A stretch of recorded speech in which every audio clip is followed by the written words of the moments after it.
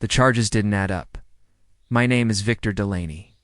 I'm 44 years old and have been in construction for 22 years. I never thought twice about a credit card statement until my wife. Morgan started making purchases in cities I'd never even visited.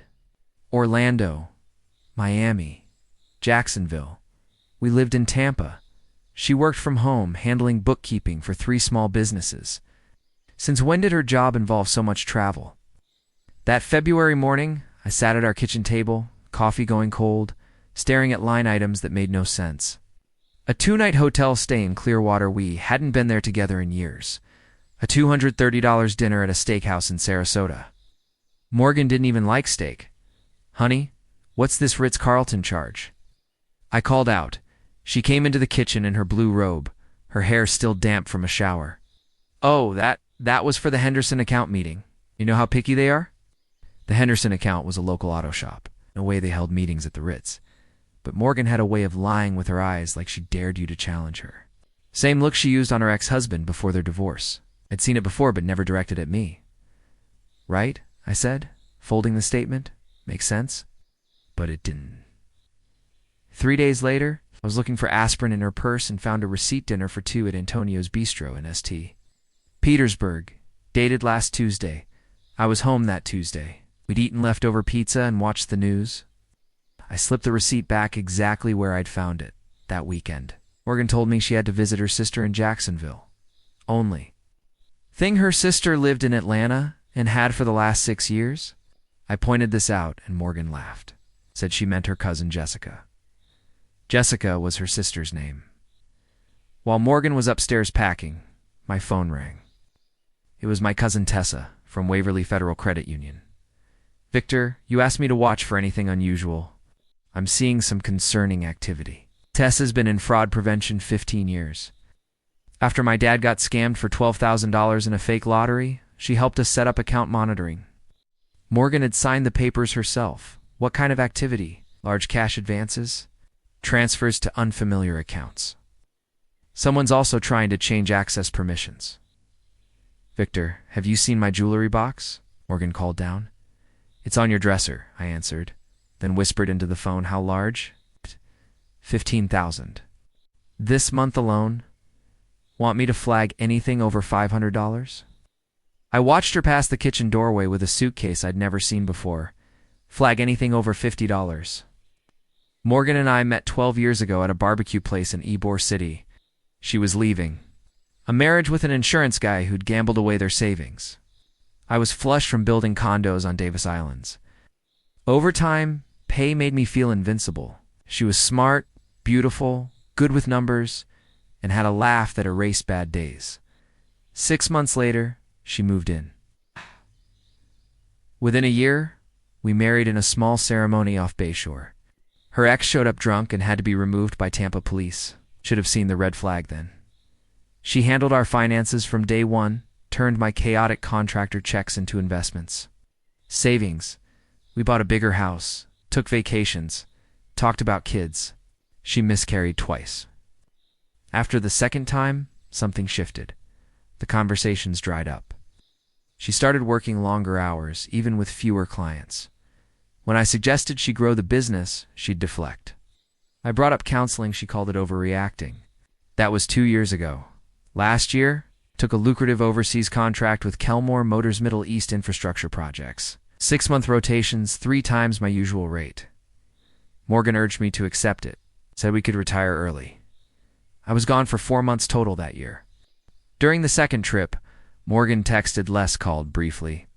Always in different rooms, never the kitchen or living room, our usual places. You seem distracted, I'd say just tired. Work's been wild. But her clients hadn't changed an auto shop, a law firm, and a boutique. How wild could it be? 2 weeks before my latest flight to Doha, she dropped me at the airport. Kissed me longer than usual, said she'd miss me. Felt more like goodbye. On the plane, I texted Tessa, told her to monitor the accounts. With all my international travel, identity theft seemed possible. The first alert came 3 days later. Morgan pulled $800 from a downtown Tampa ATM. At 2 a.m., she'd never been downtown at 2 a.m. in her life. I got her message while taking a 20-minute break at the Doha metro site. Temp outside, 115. Inside the trailer, bliss. Text from Morgan, I found my soulmate. Emptied our accounts. Moving to Florida with him. Don't call. Don't try to find me. This is for the best. Good luck, Victor. I stared at the screen, then replied, have fun. No begging. No rage. Just relief. Like a weight lifted I hadn't realized I'd been carrying. I called Tessa. She texted me, I said. Says she emptied our accounts. Pause, then. She's going to be disappointed. How come? Because of the safeguards? Any transaction over $500 requires both signatures. Every attempt to move funds has been frozen. I nearly laughed. How much? $143,000? She tried draining every account, including your investments. Nothing went through. Through the trailer window, I watched my crew pouring concrete in searing heat. These guys sent 90% of their income to families they saw once a year. They knew sacrifice. They built things that lasted. Morgan understood taking what now, I asked. She'll call or panic. It'd be both. Freeze everything. I'll handle it when I'm back. At 3 a.m. Qatar time, my phone rang. It was Morgan.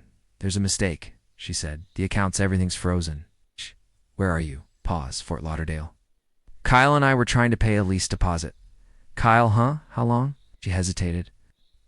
6 months. Since your first trip to Dubai? What does Kyle do? He's a life coach. It's a life coach. Right? And now the life coach wants to live off my construction wages? It's not like that, Victor. We love each other. You and I, it wasn't real. Put Kyle on, a pause, then a man's voice. Victor, this is Kyle.